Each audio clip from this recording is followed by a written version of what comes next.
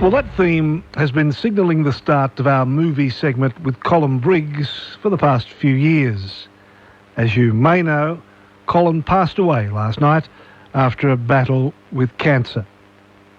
Now, if Colin was here tonight, I know he'd like to talk about one of his favourite movie stars, Ann Sothern. And we will. But firstly, let me tell you a few things about Colin himself. Colin was born in Brisbane, grew up here, and from a very early age was drawn to the movies and to musical theatre. Like many aspiring performers, he moved to Sydney because at that time, Sydney offered more opportunities in the entertainment business than Brisbane. He spent many years in Sydney on stage and producing shows. Colin began sending letters to some of the biggest names in the movie world when he himself was very young. Many replied, and over the years he travelled many times to the United States, where he formed friendships with many stars of the golden years of Hollywood. One such star was Ann Sothern. As with many other stars, Colin became a friend of Ann Sothern by correspondence. This correspondence began in 1949, and his initial letter was the beginning of a regular exchange between the two of them until 1973. It was in 1973 that they met at Ann's home in Beverly Hills, California, and their loving friendship continued until her passing in 2001. That first of many, many meetings over subsequent years was a dream come true for Colin. Ann knew of his musical career and asked him to sing for her, which he did, a little nervously at first, as his accompanist was Ann herself. The song was The Impossible Dream, and Ann was mightily impressed to such an extent that she expressed the wish that he would move to the United States and she would champion his career there. Ann once said to Colin, "You really should write a book about me, Colin. You know more about me than I do." Well, that dream came true, and thankfully just in time for Colin to see it.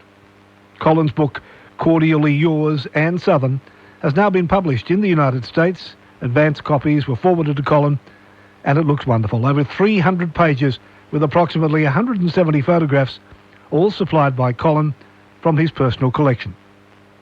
His publisher emailed Colin a few days ago and said he believes it's going to be very popular and will be one of the first of their publications to be made available other than on the internet in various bookstores in the United States. The book title, Cordially Yours, Ann Sothern, was chosen by Colin as Ann will often sign pictures for fans in that fashion. Ann Sothern was a gifted actress, excelling in drama, comedy and musicals. Musical film highlights include Lady Be Good, in which she introduced the Academy Award-winning song The Last Time I Saw Paris. Words and Music, the rather fanciful biography of the fabulous Richard Rodgers and Larry Hart. Panama Hattie, the film version of the Ethel Merman Broadway hit, which also starred Red Skelton. April Showers with Jack Carson and Nancy Goes to Rio, in which Ann portrayed a musical comedy star and the mother of Jane Powell.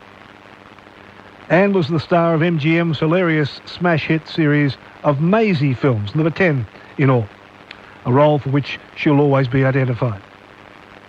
Dramatic highlights include Sylvia with Carol Baker and George Maharis, Lady in a Cage with Olivia de Havilland, and the original and wonderful classic A Letter to Three Wives, in which she played the wife of Kirk Douglas.